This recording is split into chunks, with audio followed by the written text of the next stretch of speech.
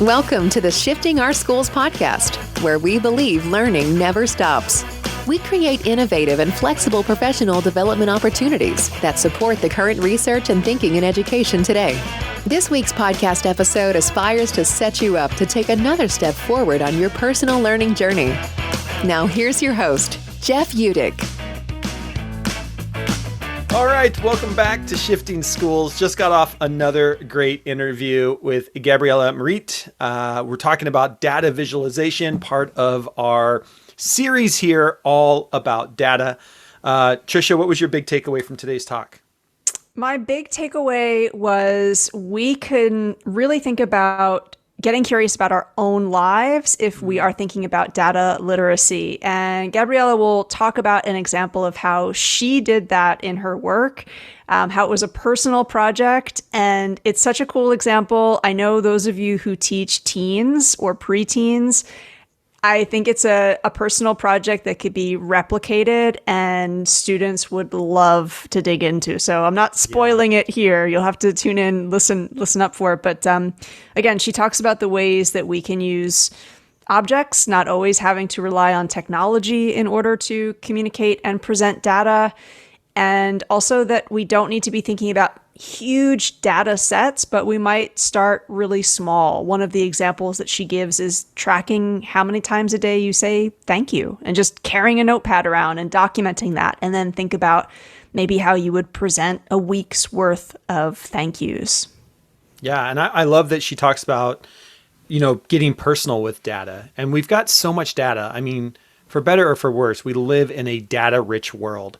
And, we talk about in the podcast that you walk around with a cell phone, it's gathering all kinds of data on you. And how are we using that with students? How are we helping students to see, hours of sleep or, how often are you reading? What days do you read? I remember, when I was a tech coach, we had third graders who were keeping track of how many minutes they were reading at home in a spreadsheet, and it was autographing. And so we were looking at, we were starting to look for patterns and just reading. Like there's so many great ways, I think. And again, like you said, it doesn't have to be a big data set. We can start with things small.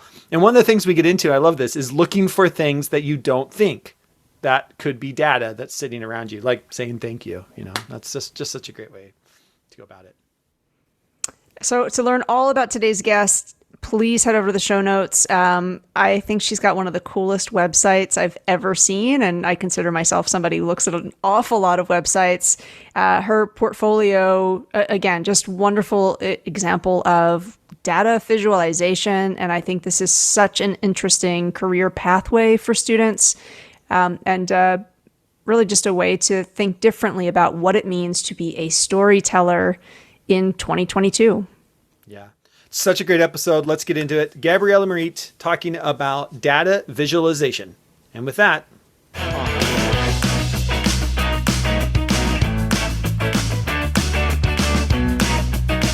right, welcome back to another episode of Shifting Our Schools. So excited to have another guest with us, Gabriella, as we continue talking about data literacy and all the cool stuff you can do with data today. Gabriella, thank you so much for being on the show. Can you give us a little bit of your background, kind of a little bit of your history, and how did you get into data visualization? Yeah, thank you for having me, to start with. What's my background? My background is I studied biology, specifically immunology in school. So I have a master in immunology. And from there, I quickly moved from research, the traditional background in research, to scientific communication. So scientific communication is about taking research papers and translating it to words that are comprehensible to a general public that may not be informed and, have, not be passionate by research papers. So that's kind of what I used to do. And from there, what happened is that I realized that it's sometimes easier to For instance, let's say you have a molecular pathways and you want to explain that, and it will take you 3 paragraphs, but it might just be easier to make an image or diagram. So I was like, why don't we have those available? And so we hired people to help. And then when you get designers that don't have this background of science, they have even a harder time doing it themselves because they don't understand it. So you end up drawing it yourself. And from there, I was like, well, if I can't draw, maybe I can illustrate. And from there, I moved towards data visualization, slowly but surely. Wow, that's cool. And we'll be sure to link to your website. We're really fortunate that we get to see such a wide variety of websites with the guests that we have on the show. Yeah. But I have to say, yours is like one of the most. I guess as someone who works in data visualization, the pressure is on for you to have a cool website. But I'm wondering, we will have listeners, and maybe I'm even asking for myself here, who, when we're trying to define what data visualization is, for someone who's never heard of it before, how would you describe it? What is it that you actually do? You're like a magician. I know, it's like magic. You click a button and then things happen. It's funny because I was explaining to somebody today what it was, and she quickly said, I was trying to explain it, and she interpreted by saying, so you're pretty much translating. And I was like, yes. So data visualization is the art of translating information into a visual story. And the info that are, stories that are engaging and easy to understand to convey that information. When we talk about information, we have to be precise, I think, because it's a bit of a tricky, I think we call it data visualization, but to me, it's even bigger. It's information design. So information can be quantitative. So it can be actual data, like an Excel chart, like an actual table, boring table with numbers, but it can also be more like qualitative. It can be about emotion. It can be things that are not measured with data itself, like with numbers. And the simple way to think of it is typically diagram, for instance, like just showing processes, for instance, is information design, is data visualization, but in a larger way. And I'm really glad that you touched upon kind of the emotional link.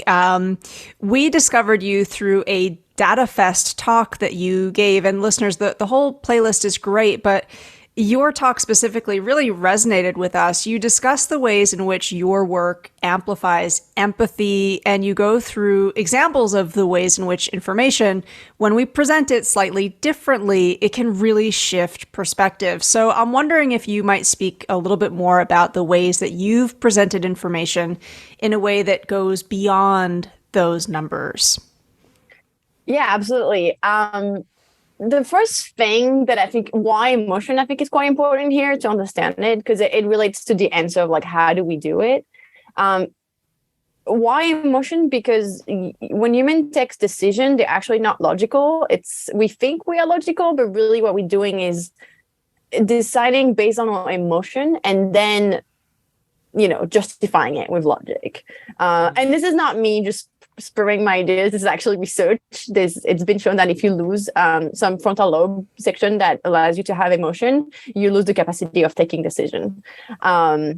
And I can send you some research papers on it because it's really exciting. But outside of that, this links to the reason why I think emotion is important and how I do it. Because when we look at charts and they look like traditional charts, what I call traditional, so the classic line graph, clean label, nothing, geometric lines, not super exciting. That's what happened. It's kind of flat emotionally. There's no emotion related to it. And it's really hard to understand a subject fully without having this emotion attached to it when it comes to specifically human subject or things that touch to the human or to certain like emotional impact. So what I like to think, the technique I like to use is called "this is not a pipe." The "this is not a pipe" like little painting. I like to think of this as not a chart, so I like to draw charts that don't look like charts, because it's so hard to relate to a traditional chart. It just looks like something that's just a chart, and people sometimes are like, oh, whatever. So what I like to do when it comes to presenting it is making it so that it looks like a painting. It looks like a landscape. It looks like something different that you want to engage with and look at. And then behind that or within it, then there's data, and then there's information, and then there's a message. But the very first thing is always to try to draft it in a way that doesn't look like a chart. And then to do so, you kind of have to define your settings. You have to decide on who's your audience, what's the message, and from there decide how is it gonna feel? How is your visual gonna feel to somebody who's looking at it and I've never seen it before? And then from there, it's almost like deciding if you're gonna do a movie scene. And you said it's a movie scene, like it's a horror movie and it happens, and it's going to be scary. You're going to put it in a specific setting. It's going to be in maybe an old house. There's going to be some like weird noises. The mood is going to be dark. So the same type of thinking that you would do if you have to do a scene in a movie on a certain topic, I would kind of try to find those visual elements and add this into a data visualization. So instead of, let's say you have like a simple pie chart, but we're talking about people.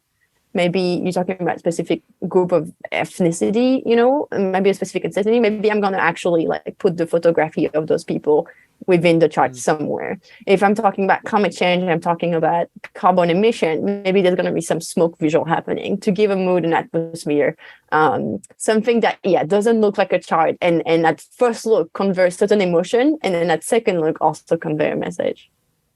I appreciate that. And, in that talk, you give the examples of a few images on social media that have been shared the most, and how at really the heart of each of those images is just like palpable emotion. And that's why they've been shared so widely. And I just think that's really important to be thinking about as storytellers, is how are we connecting with one another's humanity. So again, listeners, the link to that DataFest talk will be in the show notes. If you are curious to learn more, it's a wonderful talk. I really enjoyed it. So that would be a great, I think, follow-up extension. Hey folks, we'll get back to our conversation with Gabriella here in just a second. But first, a word from our sponsor. Pride and Less Prejudice, a nonprofit organization, is excited to announce their second annual virtual auction. This is on during Banned Books Week. That happens September 22nd, a Thursday, through till the Sunday, September 25th. You can join and support the nonprofit organization Pride and Less Prejudice in raising $10,000 to send 800 inclusive books to elementary schools across North America. You're invited to bid on a wide variety of items, including artwork, virtual experiences, Pride-themed items, jewelry, donations from prominent celebrities and musicians, and much more. So join Pride and Less Prejudice for their second Band Together event. See the show notes for more information, or head over to www.prideandlessprejudice.org/events.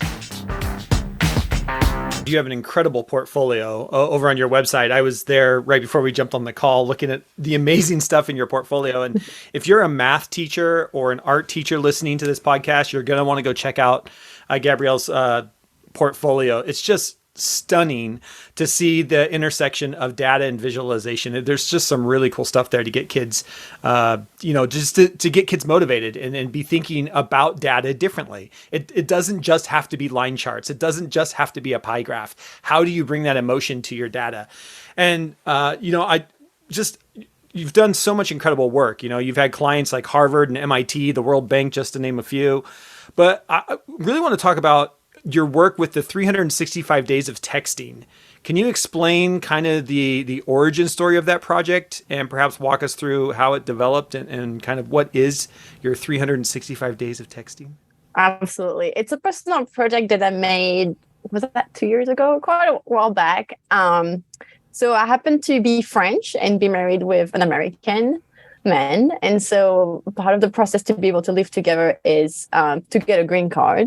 So we are married and we have to go for process for green cards. So for those who may not know, I think a lot of people don't know, when you get a green card through marriage, it's actually not as easy as you would think. You have to submit an entire folder of your entire romantic relationship to the government. So that includes photography, obviously things like financials and, the boring stuff that shows that you're actually married, but also you have to prove that it's a I'm going to say it in Latin, bona fide, a marriage. So it's an existing marriage.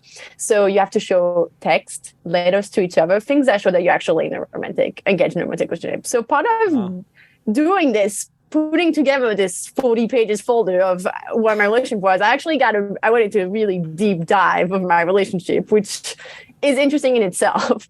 And part of it to me was realizing that a lot of our time is actually spent corresponding by text. So, straight up text, Facebook Messenger, Google Chat is a favorite platform.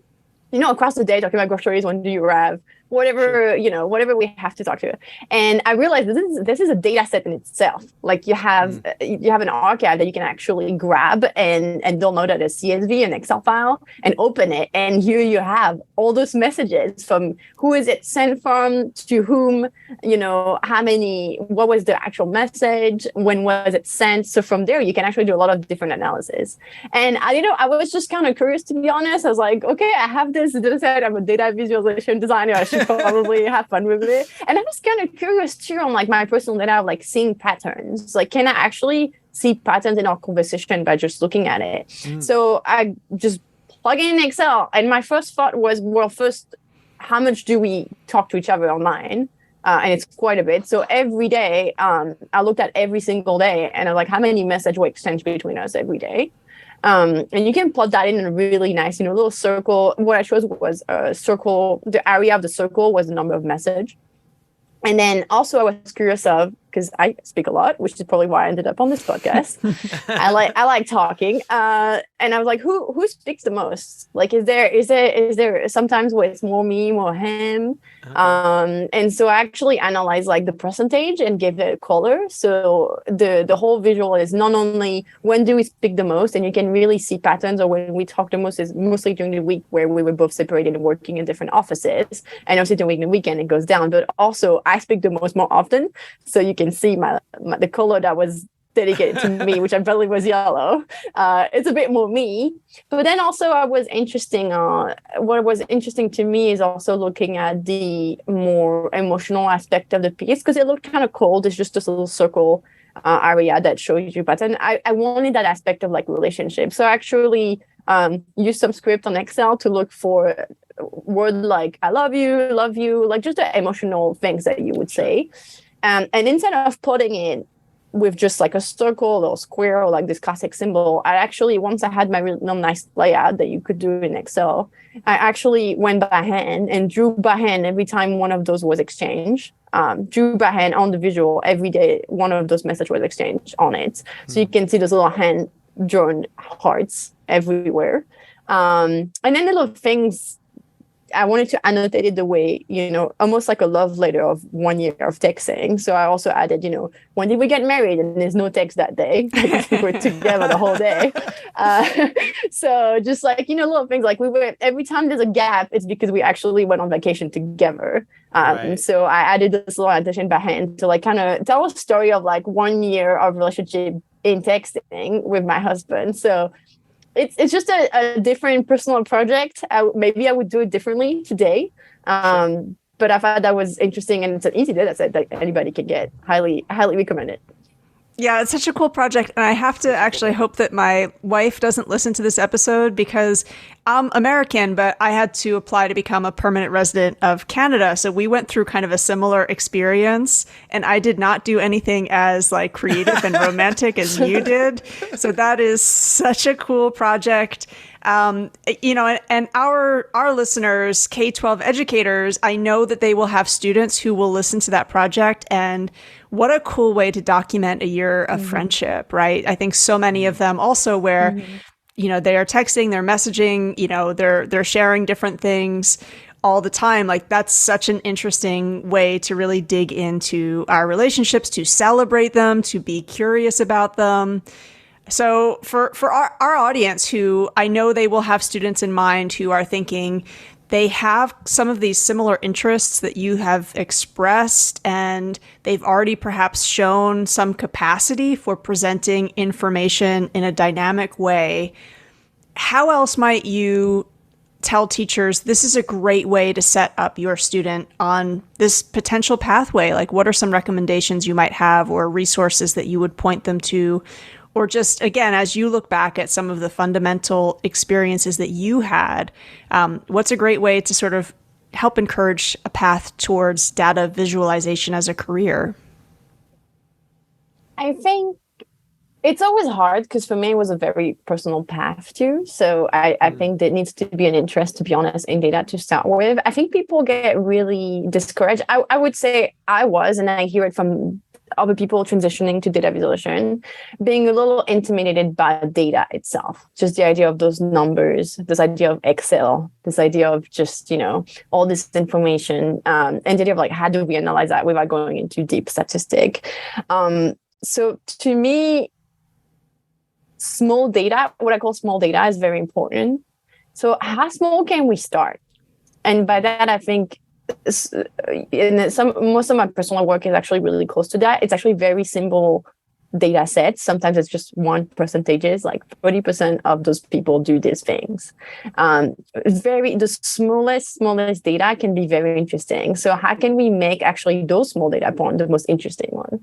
It doesn't have to be complex. And I think that's something people forget. They want to have those huge data sets, play on Excel, but that's discouraging. And I think also like a little intimidating for a lot of people. So I would start with just a smaller thing. One other thing is probably what we just talked about, which is making it very personal. There's different ways of making it personal. For some people, it's definitely collecting data about like themselves. So typically that project was one of those. It was personal data. It was my own. It existed, like it was already there. So I kind of took the opportunity. So there's those data sets that already exist, like how many friends do you have on Facebook, where they're located. There's also some that you can actually create yourself.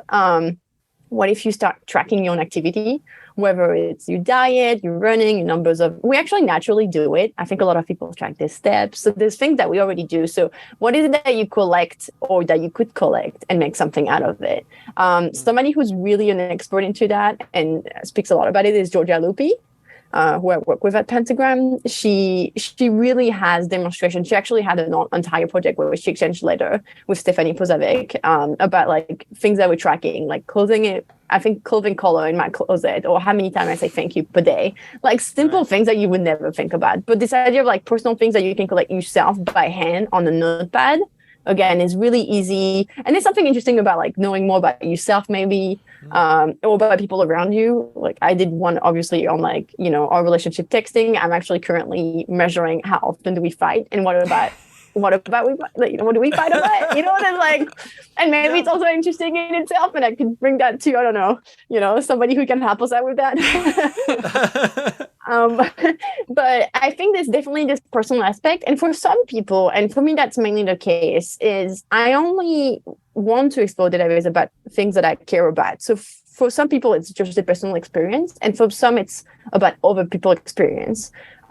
So what about your culture? What about the group of people you like, the community you live with? Is there a message, mainly a message that you want to talk about that could be said with the support of data? I would actually argue that a lot of time we all want to talk about inequality, injustices, things we see that we, would like to, raise awareness towards, but we don't really know where to start, and we feel like we don't have the background to do so. But like, start collecting things even in your neighborhood. Like, can we push people to do that, to actually grab a subject of interest to them that they want to talk about, and then back it up with data? And that's something really easy to do, even I assume in the classroom. And it would be interesting to see what people want to talk about too. Like, do they want to talk about their origin?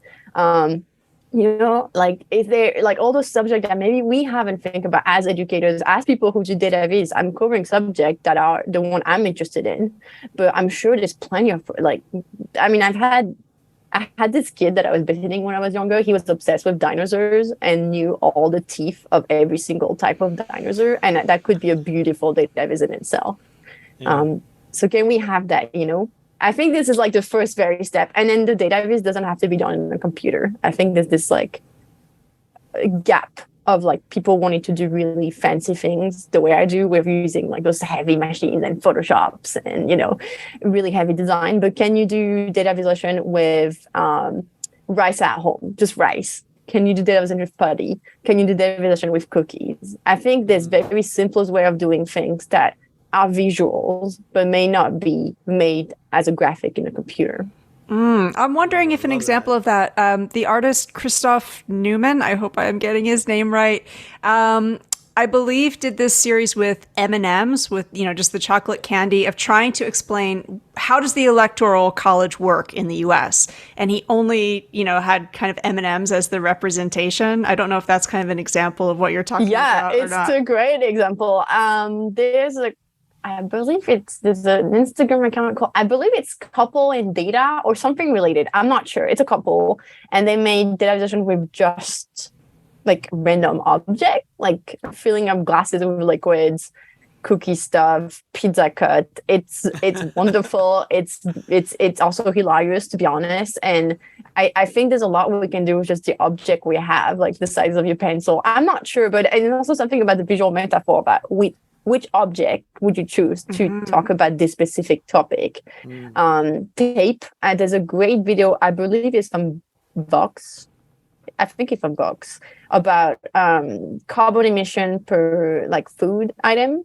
So comparing, meat, dairy versus like broccoli, and they're using tape on the floor. So they're literally filming from above, and the journalist is laying down the tape for the actual, and then she has to do the meat one, and she has to she's running out of tape, right? And it's really fun to look at, and it's very visual and very easy to do. Probably to be honest, you can do it with your phone. And impactful. Right, back to your thing, impactful when you see somebody running out of tape to try and figure out, right, back to that emotion piece of it, just you are instantly brought in. And I think the thing I love is we live in a data age.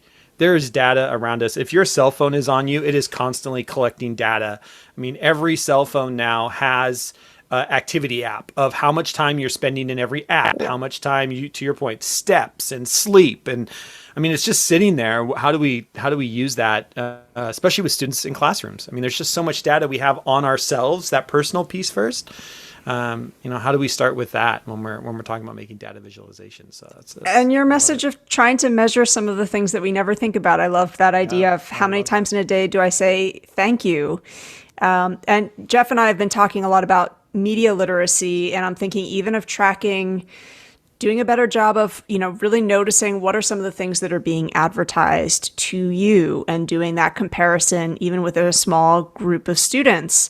Goodreads used to provide data to me. Listeners, if any of you know why this has stopped or where I can find it, please write into the show to tell me. They used to give you your year in reading that would break down the genres that you were reading, how many pages, and they would, really kind of filter everything down to give you this really interesting image of how you spent your year in reading. And you've inspired me to think, how can I do that for myself, and how can I do it tech-free? So tech-free is really important. I think that's kind of an interesting model to think about. So you've given us a lot to think about. And again, listeners, the portfolio is inspiring. That data talk is inspiring. So I'm so encouraged to continue to watch the work that you're doing, because I do think, as you were saying, sometimes numbers without emotion, there's no impact on the audience. And we do have a lot of different issues that we want to raise awareness about. So making sure that emotional connection is there at the center as storytellers is so important. And I think it's great to think about how data visualization is a wonderful way for students to play around with their storyteller toolkit. Definitely. Absolutely. I would encourage anybody to try data with smallest, simplest tool and the smallest data, and tell their own story. I think that's the secret. Tell stories that matters to you. Tell stories that matter to you. Thank you so much for your time today. Thank you. That's such a great way to end. Tell stories that matter to you. I love that. Gabriella, thank you so much for taking some time to be on Shifting Schools. Thank you so much for having me. That was a blast. We hope you've enjoyed this episode of Shifting Our Schools. If you found this episode helpful or inspiring, please make sure to subscribe and leave the team a 5-star rating. If you want to learn more about the Shifting Schools team or download our free resources, head over to shiftingschools.com to see what's on offer now. Thanks for listening, and we'll catch you next week for another episode to keep rethinking the shifts our schools need.